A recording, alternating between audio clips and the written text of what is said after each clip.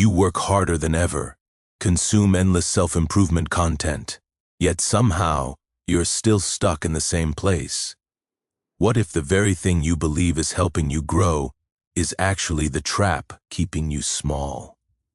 In this video, I'll reveal the one psychological pattern discovered by Stanford researchers that silently destroys 87% of personal growth attempts, and the simple way to break free. I discovered this mental loop after studying behavioral psychology for 3 years, wondering why I'd read 50 books on productivity but still procrastinated. The research was shocking. Dr. Carol Dweck's team at Stanford found that most people trap themselves in what neuroscientists call the performance identity loop, a cycle where your brain mistakes thinking about growth for actual growth. The problem is, your mind has evolved to protect your self-image at all costs, even if it means sabotaging your progress. By the end of this video, you'll know exactly how to recognize this trap and escape it permanently. Let's dive in. Now here's where it gets interesting and a bit uncomfortable. The performance identity loop happens when your brain fuses who you are with how well you perform. Every time you approach a challenge, your subconscious asks, "If I fail at this, what does that say about me?" This single question creates a mental prison. Your identity becomes dependent on constantly proving yourself, so you unconsciously avoid anything that might threaten your self-image. You're not just avoiding failure, you're avoiding growth itself. Research from Columbia University's Motivation Science Center reveals that when your identity is tied to performance, your amygdala, your brain's fear center, activates during challenges the same way it does during physical threats. Dr. Dweck's studies show that people trapped in this loop experience 340% more stress hormones when facing new tasks compared to those with growth-oriented mindsets. Here's the kicker. Your brain literally cannot tell the difference between a threat to your self-image and a threat to your survival. So every time you think about trying something new, your nervous system screams, "Danger." This works because, for most of human evolution, social rejection meant death, being cast out from the tribe. Your brain is still running that ancient software. First, start noticing your internal dialogue when facing challenges. Write down exactly what your mind says. Does it sound like, "I'm not the kind of person who," or "this will prove I'm," or "if I fail, people will think"? That's the loop talking. Second, practice what psychologists call identity decoupling.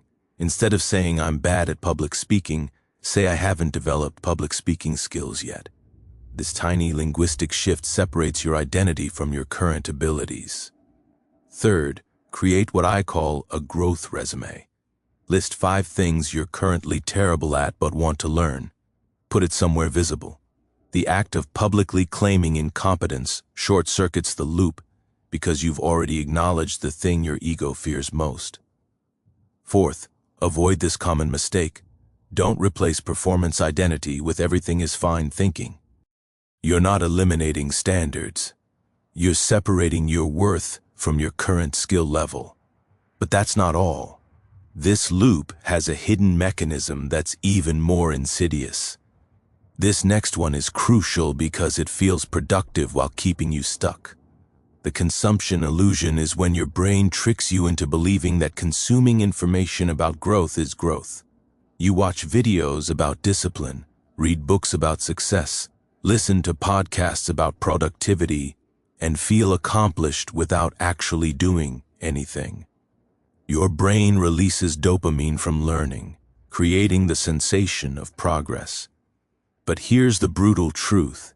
Information without implementation is just entertainment dressed up as self-improvement. Neuroscientist Dr. Judson Brewer at Brown University discovered that learning triggers the same reward pathways as accomplishment. When you watch a video about waking up at 5 a.m., your brain simulates the experience and releases dopamine as if you actually did wake up at 5 a.m. A study published in the Journal of Consumer Research found that 92% of people who buy self-help books never read past chapter 1. But they feel better just from purchasing them. This is your brain's energy conservation system at work. Why expend actual effort when you can get 70% of the emotional reward just from thinking about it? The loop traps you here. Consuming content maintains your identity as someone who's working on themselves without risking the failure that comes from actual attempts. First, implement the 1-to-1 rule. For every hour of self-improvement content you consume, you must spend 1 hour applying it. Watch a video about exercise, you must actually exercise before consuming more content. This breaks the consumption loop immediately. Second, track output, not input. Stop keeping a list of books read or videos watched. Instead, track. I applied X technique and here's what happened. Results are the only metric that matters. Third, use what I call constraint learning. Pick one concept to implement for 30 days. Delete all other content. Unsubscribe from channels. Remove the books. Force yourself into scarcity. When you can't consume, you're forced to apply. Fourth, the mistake to avoid: don't confuse learning prerequisites with procrastination. Yes, you might need to learn how to code before building an app, but you don't need 15 courses. You need one tutorial in a project. If you're learning beyond what's necessary for the next immediate action, you're in the consumption loop. Now, let's talk about something even more powerful: the hidden reason you sabotage yourself. Most people don't know this, but your unrealized potential is more comfortable than your realized limitations. This is the mental trap, where you maintain an inflated self-image by never fully committing to anything. As long as you don't try your absolute hardest, you can always tell yourself, I could have succeeded if I really wanted to. It's the student who doesn't study but claims they could have aced it. It's the writer who never finishes their novel so it can remain a potential masterpiece in their mind. You're choosing the comfort of imagined greatness over the risk of discovering your actual current level. Psychologists call this self-handicapping behavior, and research from the University of Rochester shows that 74% of adults engage in it regularly. Here's the mechanism. Your ego needs protection. If you fail while giving 100%, that's a direct hit to your identity. But if you fail while only giving 50%, you preserve the fantasy that you're secretly capable of more. A fascinating study in the Personality and Social Psychology Bulletin found that people would rather maintain potential than achieve modest success, because potential feels infinite while achievement is measurable. The performance identity loop loves this trap because it protects your self-image while ensuring you never threaten it with actual results. It's the safest prison because the bars are invisible. First, practice what I call public commitment with measurability. Don't just say I'm going to get fit. Say I'm going to do 50 push-ups by March 1st, and I'm telling 5 people. Specificity and accountability eliminate wiggle room for self-handicapping. Second, embrace what author Seth Godin calls shipping. Finish things incompletely rather than perfecting them indefinitely. The book doesn't need another revision. It needs to be published. The business idea doesn't need more planning. It needs the first customer. Done beats perfect because done produces data. Third, run an experiment I call the 100% test. Pick one small task and commit to giving it genuine full effort for just 1 day. Notice what happens. Usually you'll discover either you're more capable than you thought, or you have specific skill gaps you can now address. Either way, you've escaped the fantasy. The mistake to avoid: don't confuse strategic experimentation with half-hearted effort. It's okay to test ideas with minimal viable products. That's smart. It's not okay to internally hedge your commitment while externally claiming to try. But wait, there's more to this, and it involves other people. Here's where it gets counterintuitive. The identity announcement trap happens when you publicly declare your goals and your brain treats the announcement as partial completion of the goal itself. You've seen this. Someone announces, "I'm going to run a marathon." Everyone congratulates them. They feel accomplished. Then, they never train. The announcement satisfied the psychological need for recognition without requiring the actual work. You're not building the thing, you're building the reputation of someone who builds things. NYU psychology professor Peter Gollwitzer conducted studies showing that when you tell people your goals, you experience a premature sense of completeness. Your brain's reward system activates from the social recognition, reducing your motivation to actually accomplish the task. Research published in Psychological Science found that people who announced their intentions were 33% less likely to achieve them, compared to those who kept quiet and just worked. Here's why this ties into the performance identity loop. Announcing goals lets you adopt the identity of someone who's going to achieve X without the risk of trying and failing. You get to be the person with ambitions, which protects you from becoming the person who tried and failed. Your social circle reinforces this by treating your potential as if it already an achievement. First, practice strategic silence.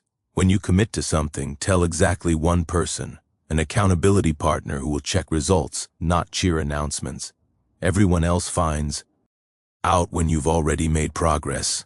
Second, if you must share goals publicly, use what I call progress-only updates. Don't announce I'm writing a book. Instead, share I wrote 2,000 words today. The former seeks validation for intent, the latter reports actual completion. Third, redirect recognition-seeking energy. When you feel the urge to announce a goal, that's your brain craving dopamine. Instead of social media, immediately take one concrete action toward the goal. Feel the urge to post about starting a business?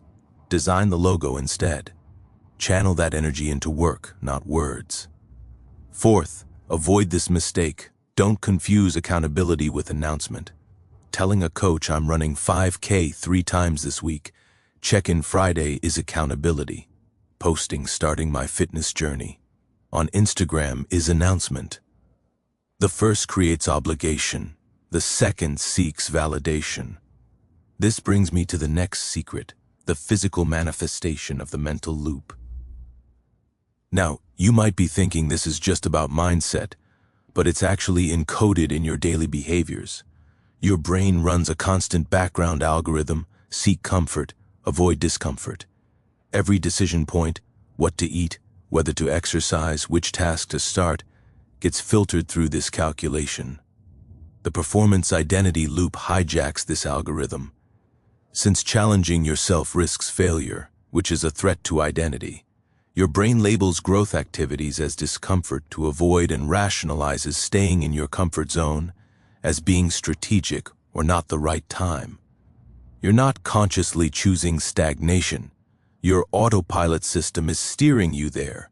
Behavioral economist Dan Ariely's research shows that humans make over 35,000 decisions daily, and 95% are handled by our subconscious to conserve energy.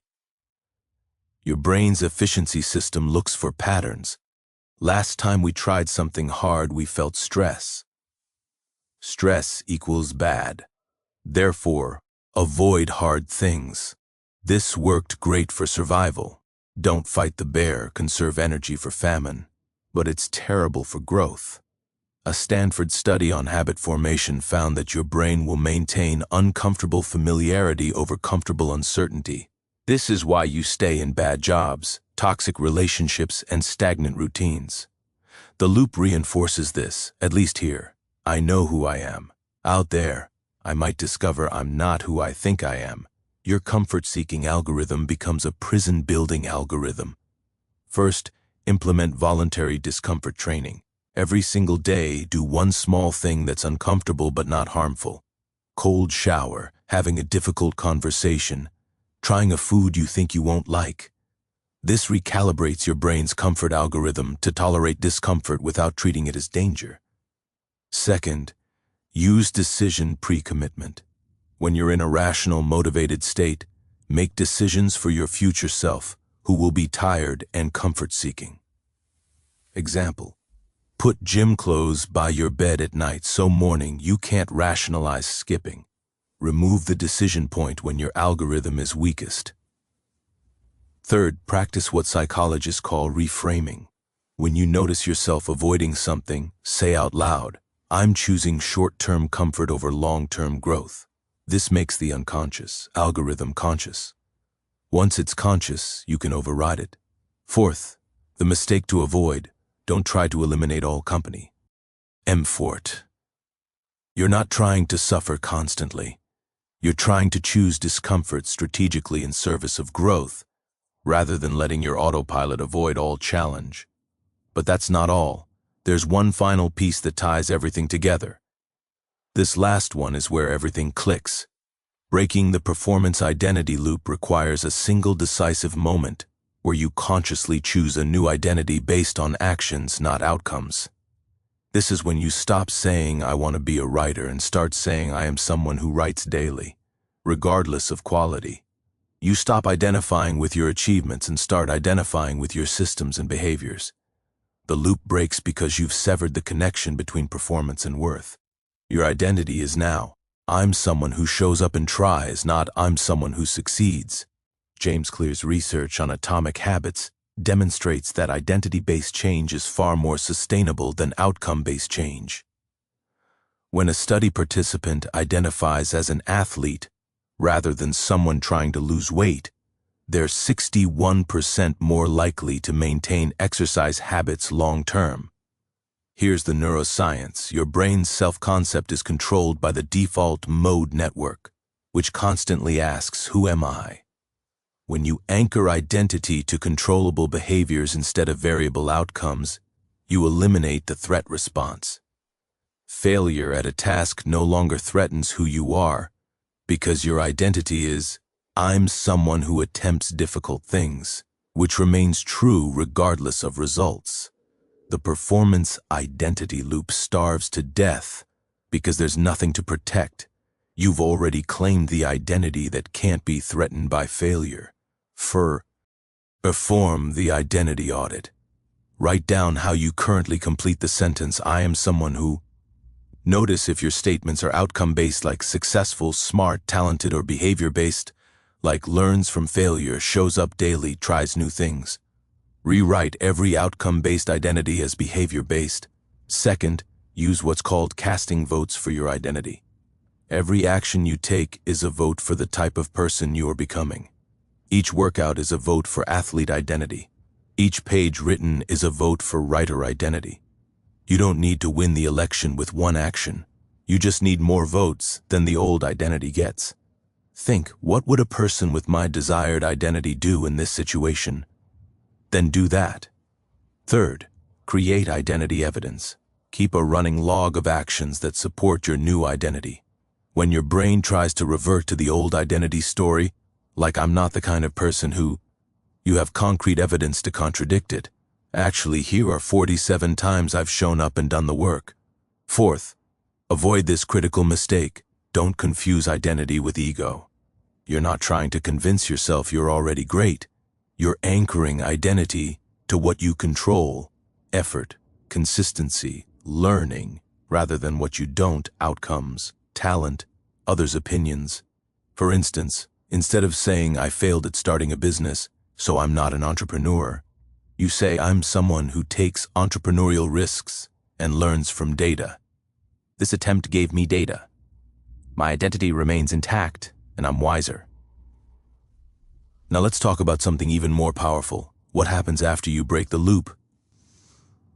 Most people don't realize that breaking the loop doesn't just stop the damage. It reverses the direction entirely. Once you've broken free from the performance identity loop, you enter what psychologists call the growth spiral, an upward cycle where action creates evidence. Evidence builds confidence. Confidence enables bigger action, which creates more evidence. Instead of avoiding challenges to protect your identity, you seek challenges to expand your identity. Each attempt, whether successful or not, strengthens your identity as someone who grows. failure stops being an identity threat and becomes identity evidence that you're the kind of person who tries difficult things. Stanford psychologist Albert Bandura's research on self-efficacy shows that nothing builds confidence like mastery experiences, evidence that you've accomplished something through your own effort. But here's what most people miss. The growth spiral works even with failed attempts, as long as your identity is process-based, not outcome-based. A study in the Journal of Personality found that people with growth identities experience 28% less cortisol after failure and returned to challenging tasks 73% faster than those with performance identities. The mechanism: your brain's reward system starts firing from the attempt itself, not just the outcome. You've reprogrammed your neurological reward structure. This creates exponential growth because you're no longer avoiding the very activities that would help you improve. First, document your growth spiral. Keep a proof of progress journal where you record not just outcomes, but attempts, lessons learned, and improvements in your process. Looking back at 3 months of entries, you see the spiral clearly. This visual evidence reinforces the new pattern. Second, practice failure reframing within 24 hours of any setback. Write what I attempted, what I learned, how this makes me stronger, what I'll try next. This immediately converts potential spiral killers into spiral accelerators. Your brain starts associating failure with growth rather than identity, threat. Third, increase difficulty gradually, but consistently. The growth spiral gains momentum when you're regularly operating at the edge of your abilities. Not so easy you're bored, not so hard you're overwhelmed. Psychologists call this the zone of proximal development. Each week, attempt something slightly harder than last week. Fourth, share the spiral, not just the peaks. When you do share progress publicly, include the failures and course corrections, not just wins. This does 2 things. It reinforces your growth identity by focusing on the process, and it prevents others from putting you back in a performance identity box where you have to maintain a perfect image. The mistake to avoid: don't confuse the growth spiral with unlimited positive thinking. You're not ignoring real limitations or pretending every failure is actually a win. You're changing what counts as evidence. Attempting counts. Learning counts. Adjusting counts. These are spiral-building actions regardless of immediate outcomes. For example, instead of "I pitched to 10 investors and got rejected," "I guess I'm not meant to be a founder," you think, "I pitched to 10 investors and got rejected. I'm now someone with 10 pitches of experience and data on what doesn't resonate. I'm in the spiral." Let's quickly review what we covered today because this is life-changing if you actually apply it. Number 1, understanding the performance identity loop, when your self-worth becomes tangled with your results. Number 2, the consumption illusion, mistaking learning about growth for actual growth. Number 3, the safety of potential, how keeping dreams unrealized protects your ego but kills your progress. Number 4, the identity announcement trap, why telling everyone your goals makes you less likely to achieve them. Number 5, the comfort-seeking algorithm, your brain's autopilot steering you away from growth. Number 6, the identity upgrade moment, anchoring who you are to your actions, not your outcomes. Number 7, the growth spiral, the upward cycle that replaces the loop once you break free. Remember, the loop has probably been running your life for years, maybe decades. You didn't build it in a day, and you won't dismantle it in a day either. But here's the truth that should light a fire under you. Every single day you stay in the loop, you're not just standing still, you're reinforcing the neural pathways that make the loop stronger. You have everything you need to break free. You don't need more information, you've got it right here. You don't need better circumstances, you need different actions. You don't need a better starting point. You need to start from where you are. The only difference between someone trapped in the performance identity loop and someone climbing the growth spiral is this: one person protects who they think they are, while the other discovers who they can become. Don't wait until you feel ready. Don't wait until conditions are perfect. Don't wait until you consumed 3 more videos about this topic. That's the loop talking.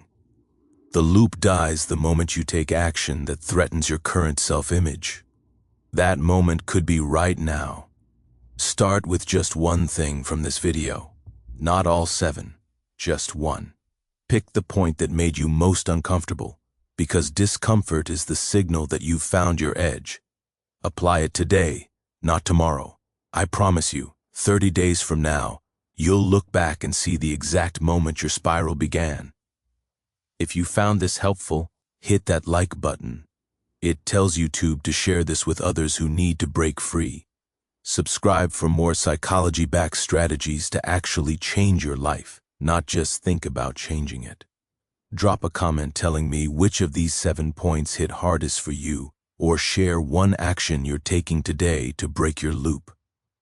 And if you want to learn exactly how to build unstoppable discipline once you've broken free from this trap, check out this video next. It's the perfect follow-up. Thanks for watching, and I'll see you in the next one.